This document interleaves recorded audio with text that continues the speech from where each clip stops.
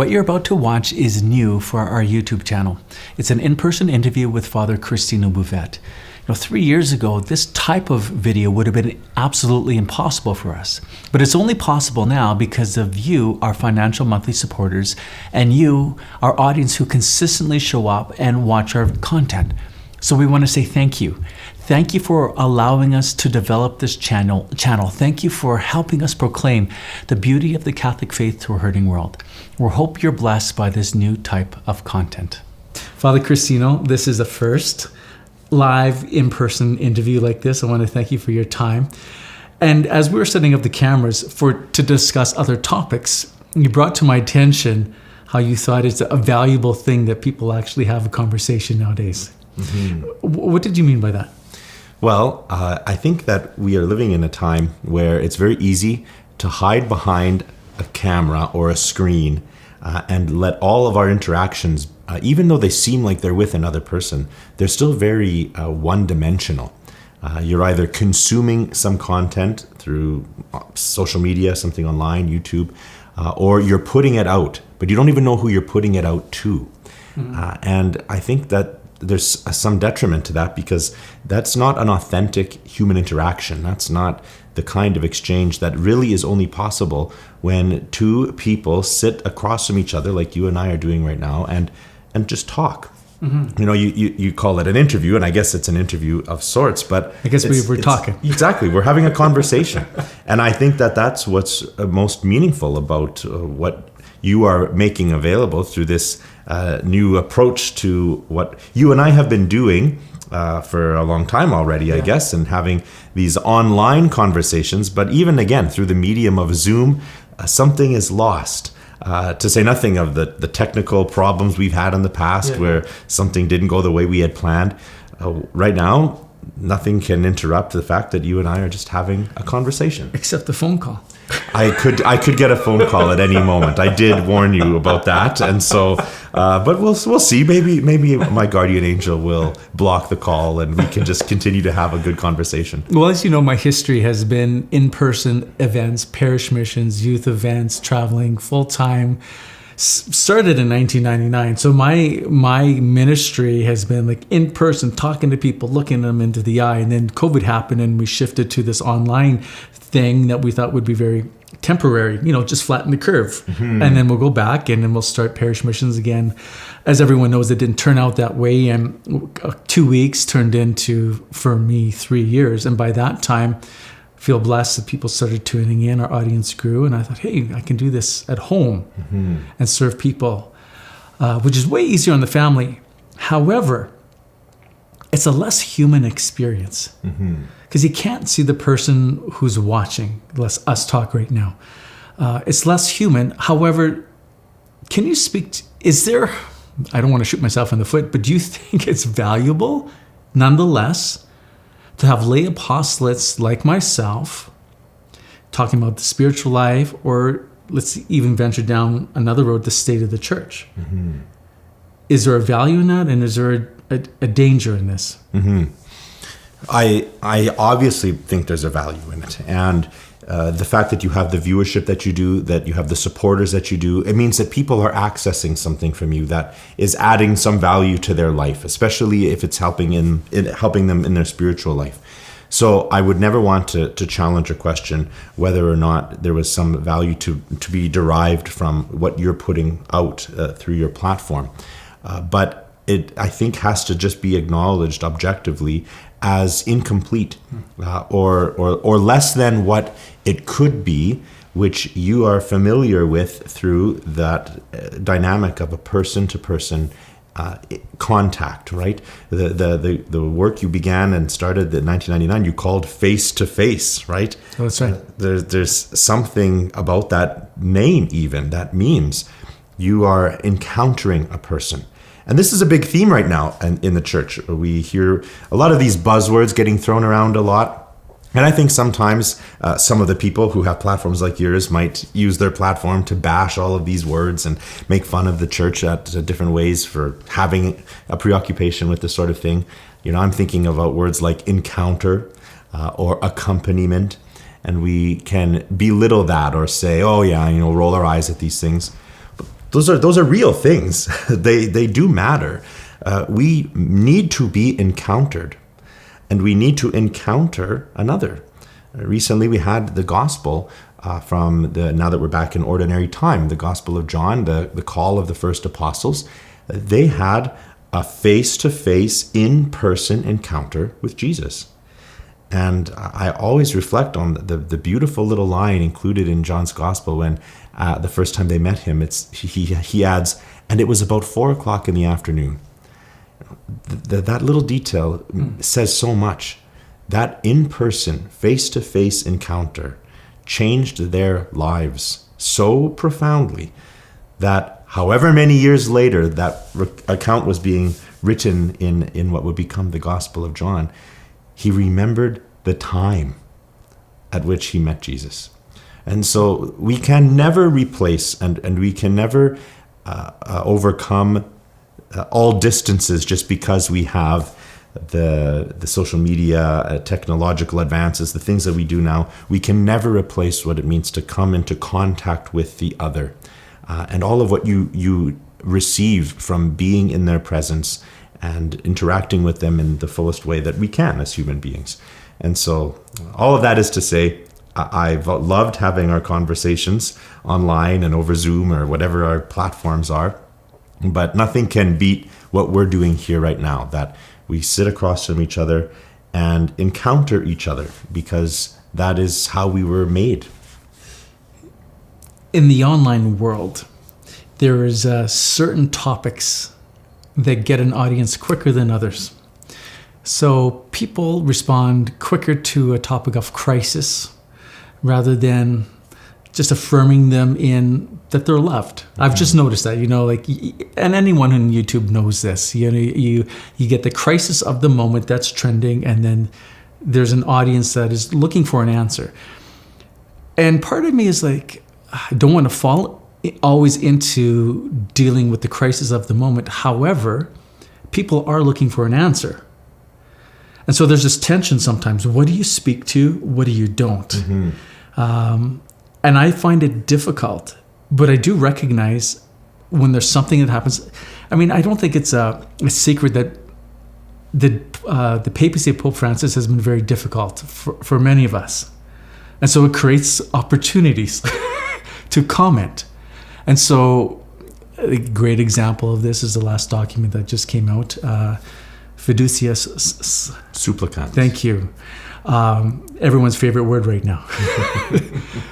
So without getting into the content of the document, just the fact that we have all this commentary going on, it just seems that when there's something that comes out, we live in an internet world, you can read the document yourself and people get confused, and so they look for answers and they can get them right away.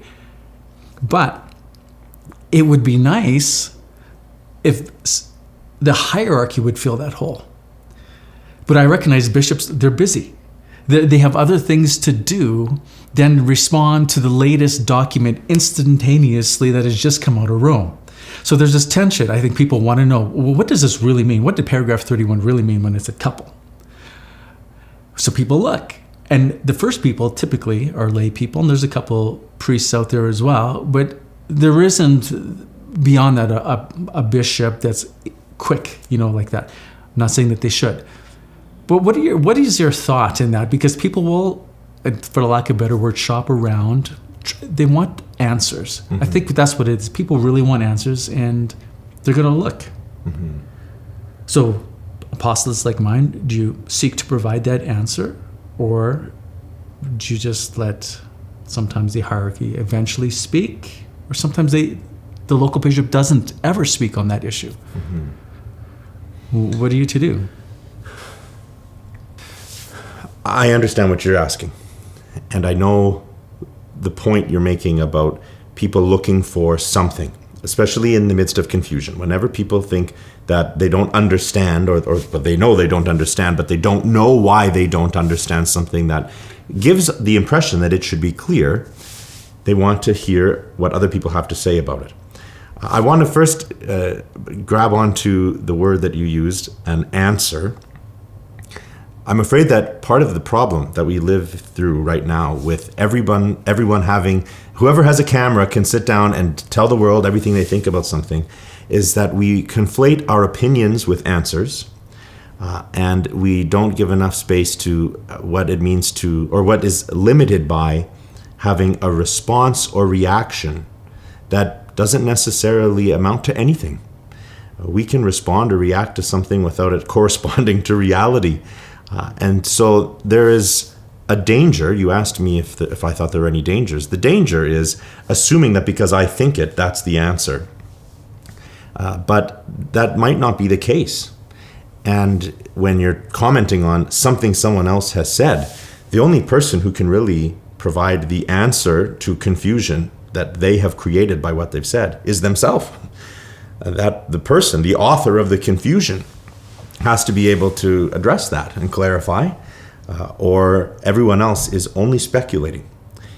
And that's partly where I think, yes, you're right. I know that people expect our bishops, for example, to say things quickly because we're used to getting automatic and immediate responses to things. It might be that they're busy. It might be that they're cowardly or whatever. People say all sorts of different things about what the holdup is on having a bishop respond. It might also just be that it's not their place to say something. What is there to say? If they don't have the answer, or they don't believe they have the answer, what is added by just throwing their opinion in the ring as well? And that's part of what I guess I'm weary about, or just concerned about in general with everything online and the whole Catholic Twitterverse, or whatever it's called, Xverse, and the YouTube world. And everyone with an opinion and everyone with a camera is now somehow weighted equally, except from people who don't like their opinion. And that's where we get into all of our little silos and echo chambers, and you find the person who says the things you like, and now that's what you glob onto. I always encourage people to make sure that they are listening to other opinions than the ones that they like. Because if you are not coming into contact with something other than you already thought, how are you ever going to expand certainly you expand your intellect, but even just expand your perspective?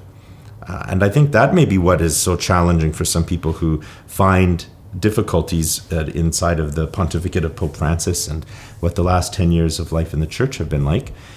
If they're coming into contact with something that they don't like, they don't agree with, or they don't understand after, let's say, maybe these kinds of people for 35 years never had that experience with the previous two popes, they don't know what to do about that.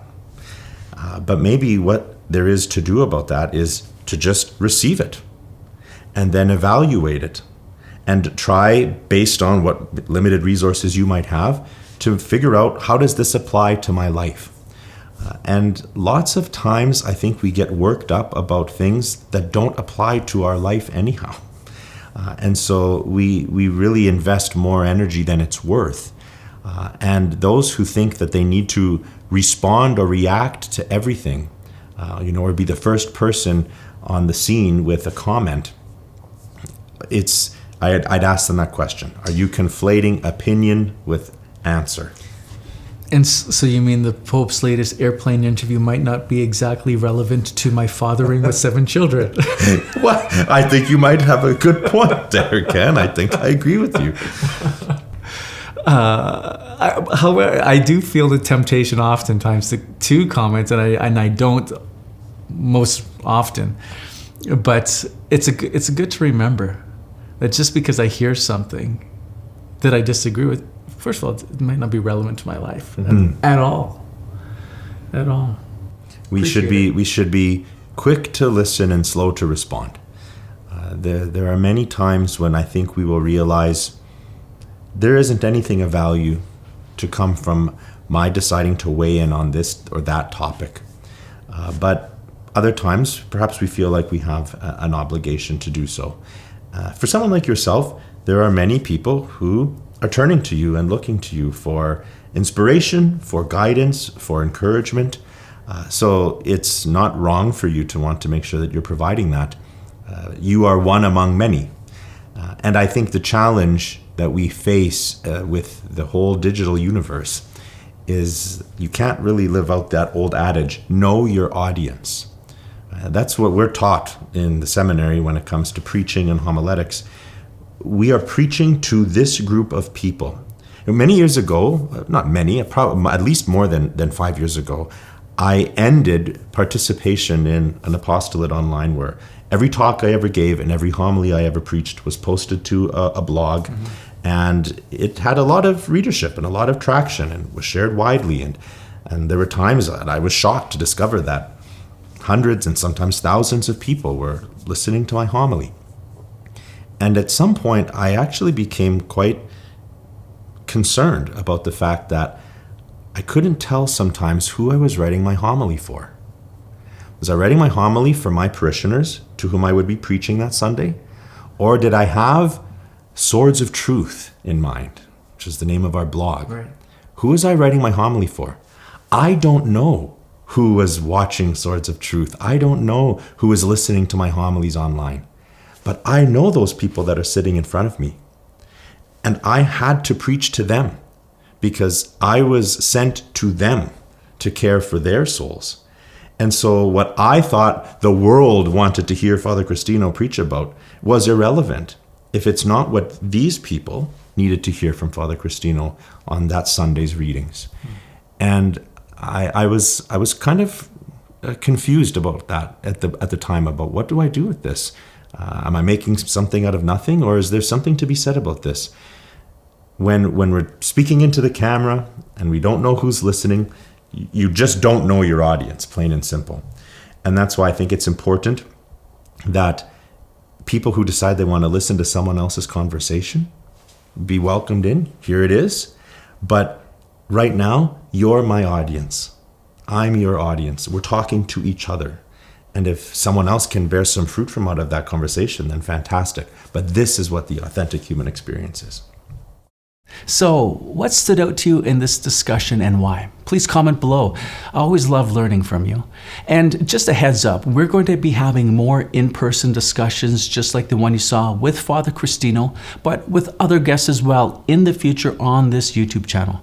This will be in addition to the style of programming that you've become accustomed to, where Janelle and I show up and share our thoughts on the Catholic spiritual life. That's going to continue, and the in-person discussions will be in addition to that. And if you've been blessed by our videos, would you help us bless others by becoming our monthly financial supporter? Monthly support allows us to continue the work that we're doing. If that's a possibility, please head over to kenandjanelle.com. We would be very grateful for the consideration.